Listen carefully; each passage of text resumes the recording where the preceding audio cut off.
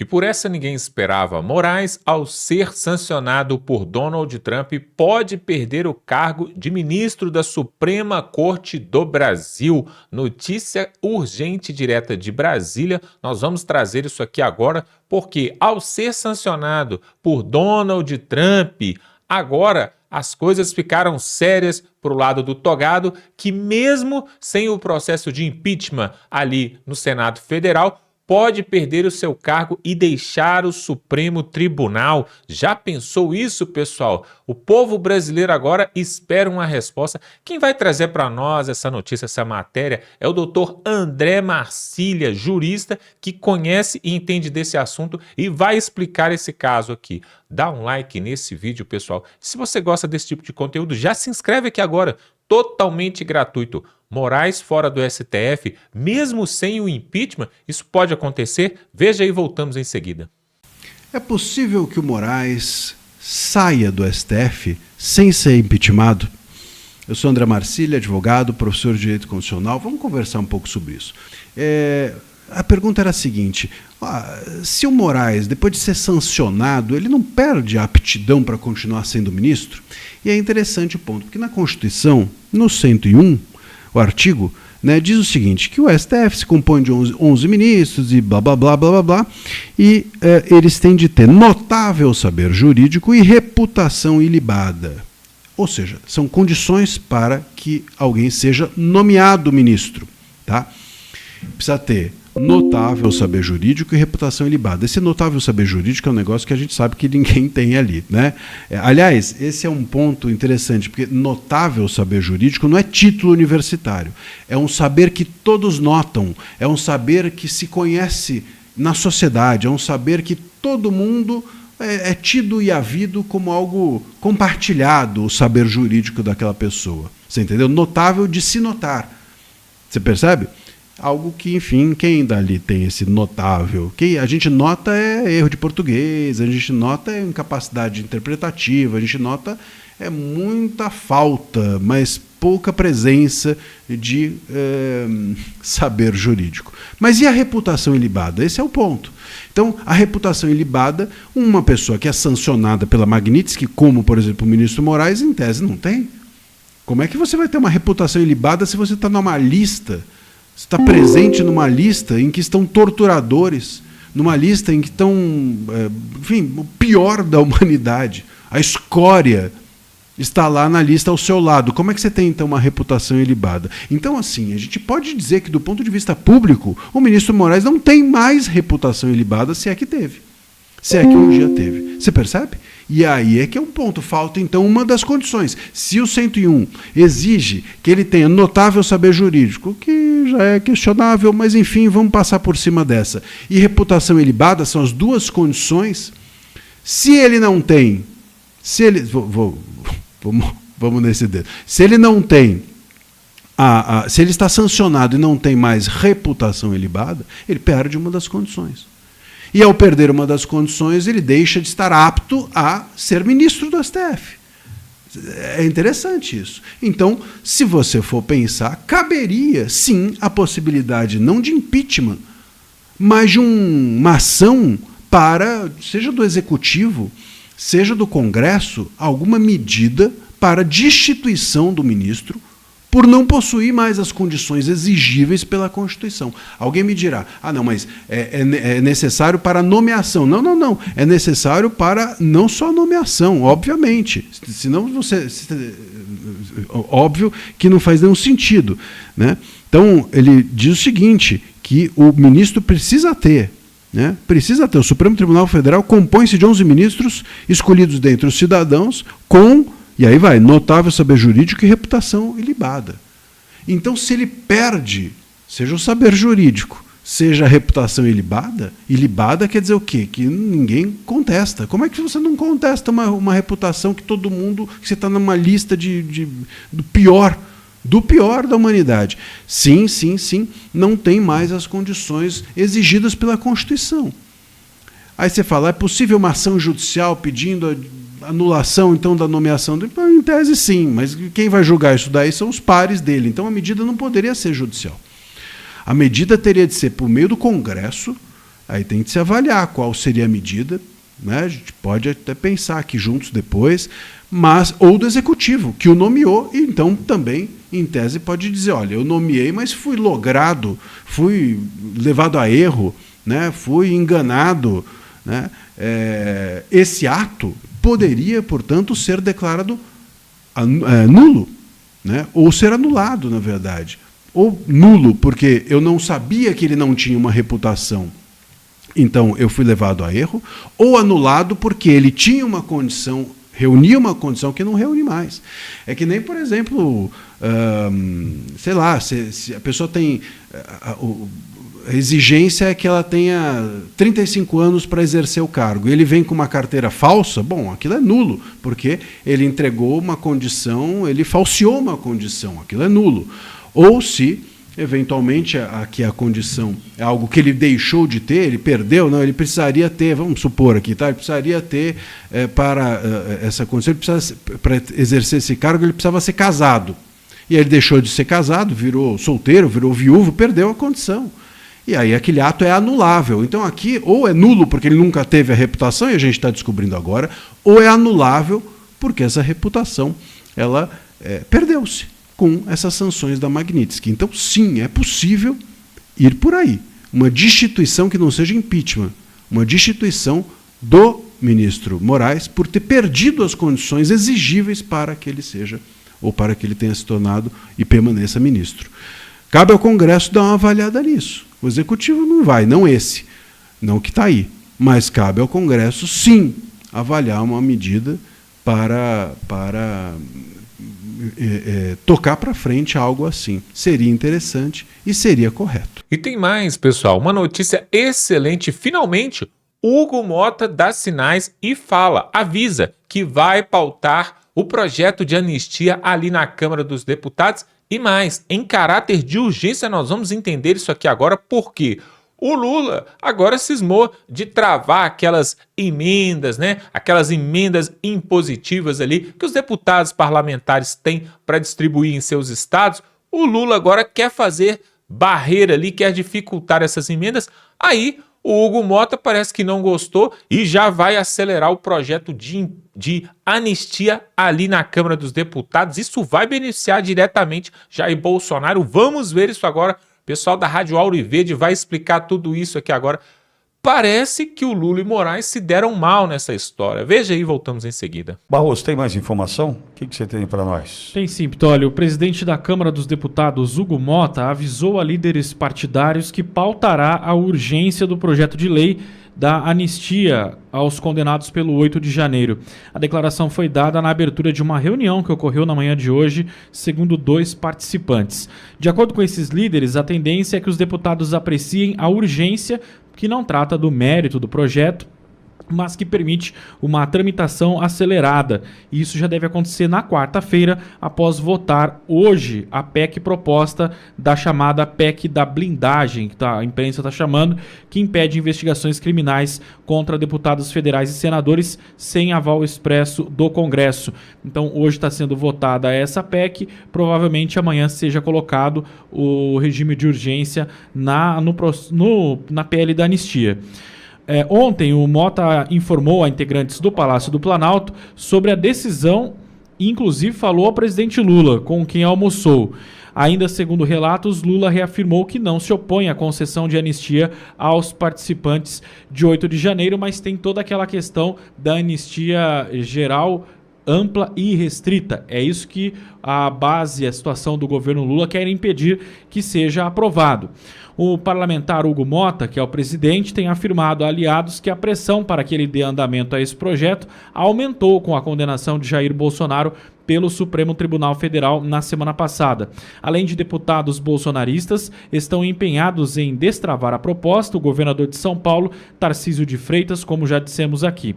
Além disso, Hugo Mota tem sinalizado a interlocutores do governo que não é, também ele, assim como Lula, não é favorável a uma anistia ampla, geral e restrita, como a defendida pelos bolsonaristas. A ideia do presidente da Câmara é buscar um meio termo, é aquele chamado texto que seria colocado paralelo junto ao Davi Alcolumbre no Senado, e a ideia do Hugo Mota seria a mesma, um texto que não atinja, pelo menos, Bolsonaro no quesito da anistia, Pitoli. Obrigado, Barros. Bogo, voto tem para urgência e para aprovação. O mecanismo, o regime, eles não querem Bolsonaro. Eles não querem a mínima possibilidade do presidente, do Bolsonaro ser candidato à presidência novamente. E aí, Pitoli, cai por terra todas aquelas pesquisas fakes, tá? Toda aquela mentirada toda. Porque se o Lula está na frente, se a maioria aprovam a prisão do Bolsonaro, igual esses institutos fajutos colocam, se o Bolsonaro não tem chance de ganhar a presidência, se a maioria é contra a anistia, deixa o Bolsonaro ser candidato. Enterra de uma vez a direita. Não é melhor na urna, no voto, né? Se realmente essas pesquisas são verdadeiras, o que prova que tudo faz parte de uma farsa, tá? Esse é o primeiro ponto. Segundo ponto, eu vi uma entrevista ontem, acho que saiu, eu vi hoje, do Gilmar Mendes. Eu vi. Ele analisando o voto do Fux. Olha a indelicadeza, para ser muito polido aqui, né? A indelicadeza. Prenhez de incoerência, né? Olha onde que o Gilmar Mendes chega analisando o voto de um colega. E o que é pior, o repórter pergunta assim para ele, se o senhor estivesse na primeira turma, o senhor votaria com o Alexandre de Moraes? Ele fala integralmente. Quer dizer, ele pré-julgou. Porque se esse caso for para o plenário, o Gilmar Mendes teria, num país sério, tá? Não num país mequetréfico, num paizinho pequeno, num país sério, tá? O Gilmar Mendes não poderia votar, porque ele fez um pré-julgamento, ele já adiantou. E como é que ele pode dizer se ele não teve acesso aos autos? Ele não era juiz da primeira turma, ele não se manifestou, ele fez um pré-julgamento, ele já falou, não, eu votaria junto com o Alexandre de Moraes. Ele já julgou, pronto, o presidente já está julgado mas por se ele. o Alexandre de Moraes comer cocô, ele come também. Para mim, isso aí está muito evidente que estão de mãos dadas. E aonde chega a questão? Eles já anunciaram que se o Congresso aprovar a anistia, que não for uma anistia que eles querem, tá? É tudo fachada. Tem que ser uma anistia que o regime quer, porque senão eles vão declarar inconstitucional. E aí vai criar um problema para o Hugo Mota e principalmente para o Alcolumbre. Tá? Vamos ver se todos aqui conseguem chegar na análise onde eu quero chegar. O Alcolumbre e o Hugo Mota, para eles colocarem a anistia para ser votada, eles estão trabalhando junto com o regime, com o abusador de direitos humanos, tá? Para ser uma anistia que os ministros aprovam. Por que isso aí? Porque se o Congresso aprovar uma anistia e o Supremo declarar inconstitucional, tanto o Hugo Mota quanto o Alcolumbre, para preservar o poder, para defender o poder, terá que investir contra os abusadores de direitos humanos. Porque senão fecha o Congresso. Imagina, o presidente Bolsonaro anistiou Daniel Silveira. O Supremo fala, não, isso aqui não serve. O Congresso, a Câmara, né, pediu a suspensão do processo do Ramagem. O Supremo falou, não, isso aí também a gente não aceita. Agora o Congresso vai lá e faz o projeto de anistia. O Supremo vai lá e fala, não, isso aí é inconstitucional. Então fecha aquela porcaria lá, tá servindo para quem então? Então qual que é um dos problemas do Hugo Mota e do Alcolumbre? Eles estão articulando um projeto que o Supremo não derrube. Porque se o Supremo derrubar, para garantir a harmonia entre os poderes, ele terá que agir. E ali só tem frouxo na presidência. Hoje? Né? Meu Deus do céu. Tanto o Alcolumbre quanto o Hugo Mota, dois frouxos que não vão peitar. Interesseiros, hein, Bo? Agora, um fato importante. O artigo 5º da Constituição, que trata das cláusulas pétreas. Pétreas vem de pedra, são imutáveis. O artigo 60, parágrafo 4º, inciso 4º, fala que não pode nem ter um projeto tendente a deliberar o afastamento desses direitos. Quer dizer, não pode nem ter projeto, não é aprovar uma lei. Não pode ter um projeto, Pitoli, que diminua o alcance do artigo 5º da Constituição. E o artigo 5º fala o seguinte, no inciso 43. A lei considerará crimes inafiançáveis e insuscetíveis de graça ou anistia. Tá? Então, aqui resumindo, o que não pode ter anistia de acordo com a Constituição? A prática de tortura tem alguma coisa a ver com o caso do Bolsonaro? Tortura? Nada a ver. Né? O que estão fazendo com ele, sim. Sim, ele está sofrendo a tortura, mas no Ele processo não promoveu dele, tortura. Tem tortura? Não. Tráfico ilícito de entorpecentes e drogas e afins, tem alguma coisa a ver? Não. Terrorismo e os definidos em crimes hediondos. Tanto o terrorismo quanto os definidos na Lei 8.072, que é a Lei de Crimes Hediondos, descreve lá os tipos de crime. E não tem nada a ver. Então pode o Supremo Tribunal Federal declarar inconstitucional o que aconteceu? Não. Por isso, Vitória, agora consegue entender? Por isso que o Supremo bateu tanto lá que eram terroristas. Você entendeu? Que é para jogar na cabeça da população que isso aí foi terrorismo, mas não é. Porque não está descrito na lei. Porque não tem nada a ver, não tem relação com crimes ali em questão da raça, da origem, de crença. Não tem nada, não tem... O princípio da legalidade no direito, ninguém é obrigado a fazer ou deixar de fazer algo, senão em virtude de lei e adequação perfeita do fato à lei, tá? Principalmente no direito penal. Os atos que o presidente foi condenado, uma farsa, um circo, mas enfim, vamos pegar ali a condenação. A Constituição não proíbe a concessão de anistia. Então, se o Supremo derrubar aqui uma anistia votada pelo Congresso, é mais um abuso de direitos humanos. Só que eles perderam o limite, né? Eles perderam o freio, eles vão derrubar o que eles quiserem e nós vivemos uma ditadura. Acontece que, já prevendo essa situação, o Mota e o Alcolumbre falam, mas espera um pouquinho, se colocar em pauta vai passar, porque tem voto. Se passar, o Supremo vai declarar inconstitucional de forma ilegal, abusiva. E aí, uma vez. Né? E aí, o que os frouxos fazem? O que o Mota e o Alcolumbre fazem? O que eles vão fazer? Qual que é a resposta que eles vão dar para o Congresso? Deputados e senadores, os senhores aprovaram a anistia, tá? Mas o Supremo peitou o Congresso. E aí os deputados e senadores vão falar assim, mas ô presidente, e aí? Você não vai fazer nada? Então fecha essa porcaria. Tá entendendo a costura? Então o mecanismo está fazendo toda essa costura para ser um arremedo ali, para ser um bem bolado, né? Uma anistia, mais ou menos. Mais ou menos. O que é anistia, mais ou menos? Quase ampla, semi-restrita. Vamos definir tecnicamente o que é uma anistia meia-boca, mais ou menos, tá? Para o regime, anistia boa é sem Bolsonaro. Anistia no Bolsonaro é uma anistia meia-boca, na verdade, tá? Essa é a articulação. Por isso que, novamente, o Alexandre de Moraes permitiu a visita do Tarcísio para o presidente. Porque, com toda a certeza do mundo, o assunto será esse. Presidente, se o senhor não me apoiar para presidente, o senhor vai para a papuda. Você tem alguma dúvida que esse será o tema do assunto? Chantagem, óbvio. Chantagem. E mais uma vez, tá? Nós trabalhamos a linha do João 832 e é por isso que querem nos caçar e nos perseguem de forma assim insana. Por isso que eles querem o nosso couro, o nosso sangue. Porque ao contrário de outras emissoras que se venderam lá atrás, nós estamos trabalhando pela verdade. Aliás, Mendi Idiomas. Como eu amo essa Auriverde. Fala a verdade e doa quem doer. Aí ela manda um recado pro Luizão, é a Amanda. A Amanda encontrou o Luizão há pouco no mercado, foi comprar o bolo do Pinguim, do aniversário do Pinguim. Encontrou a Amanda, disse que é apaixonada pela Auriverde, da Mendi Idiomas. Obrigado, viu, Amanda, pelo carinho. Não sabemos até quando, né? Mas enquanto estivermos aqui, será na linha da verdade. A gente não vai tirar o pé. É na verdade. É na verdade. O que eu vou fazer? Agora eu vou falar olha, vamos falar bem-estar com o Daniel Leão.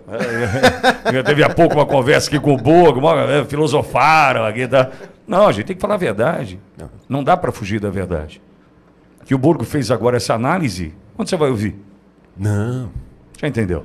Pois é, se o processo de impeachment não quer ser votado ali em Brasília, no Senado, porque o Davi Alcolumbre, né, parece que quer proteger, assim como ele é protegido, e se o Hugo Mota agora precisou de ter uma pressão do Lula ali contrária para ele tentar se vingar ali e colocar anistia, tem algo muito importante que o povo brasileiro não se atentou, algo inédito que vai acontecer a partir do próximo ano, pessoal.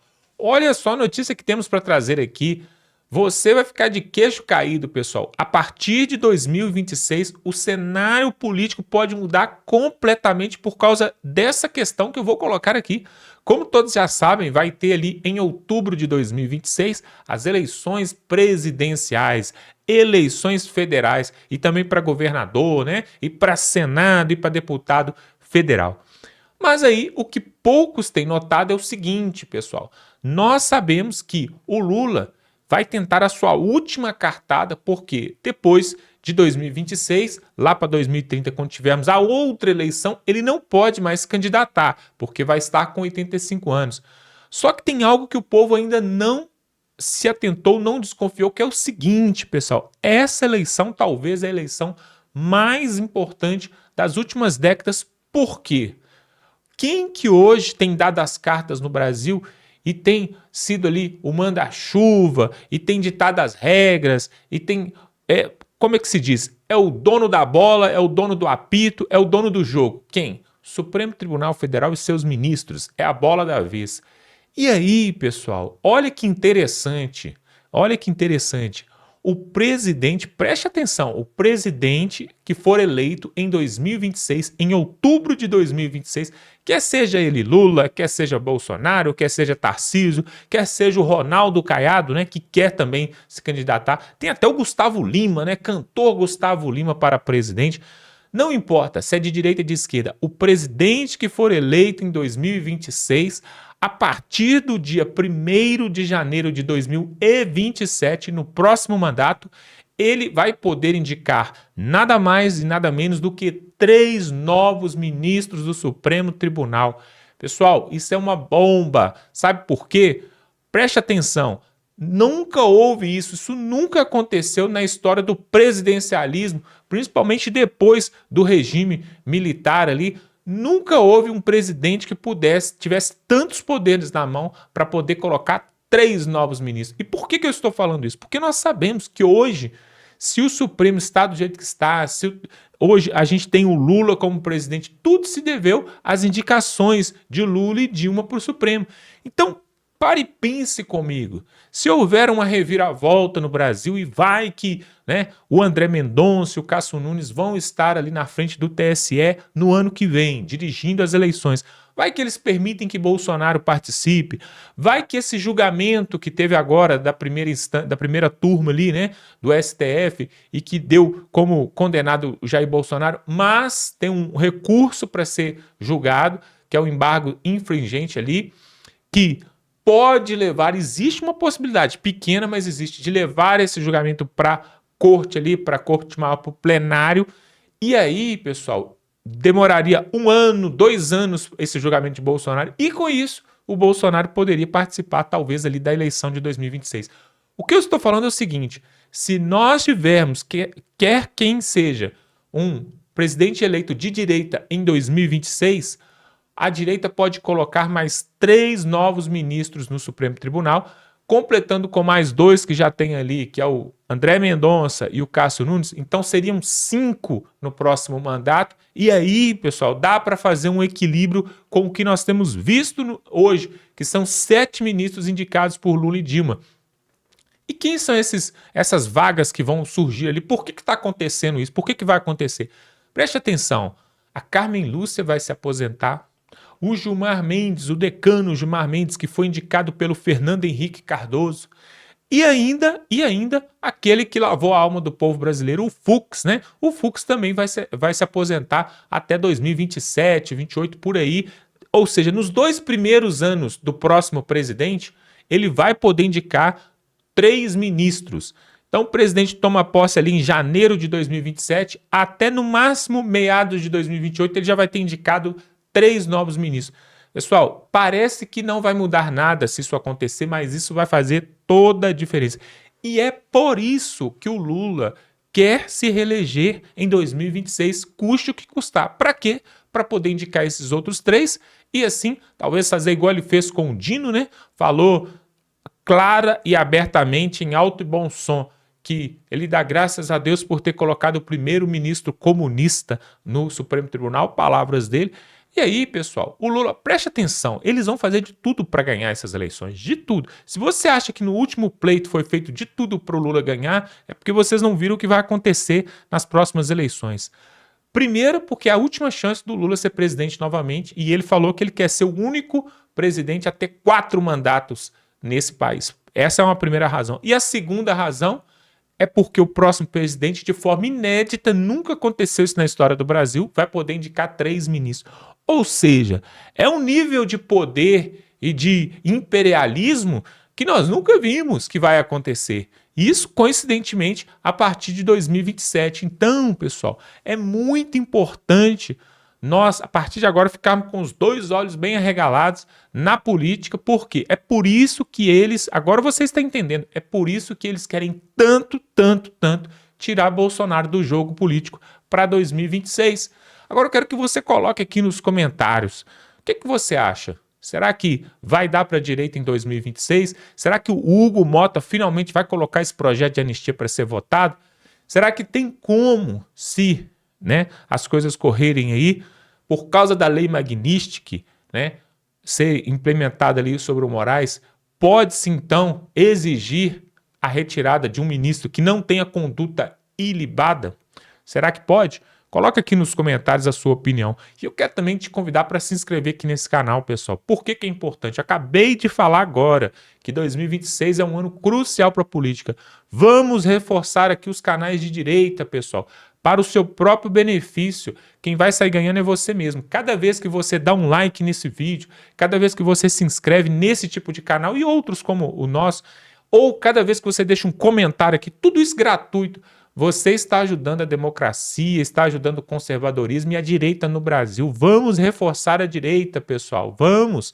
Então se inscreva agora, totalmente gratuito. Eu percebi que muitas pessoas assistem nosso vídeo até o final e muitos até nem são inscritos. E sabe o que você está perdendo? Toda vez que a gente posta um vídeo aqui, as primeiras pessoas a receberem um vídeo são os inscritos do canal. Então, se você quer ficar sabendo das notícias em primeira mão, se inscreva aqui agora, totalmente gratuito, tá bom? Vamos ficando por aqui e até a próxima.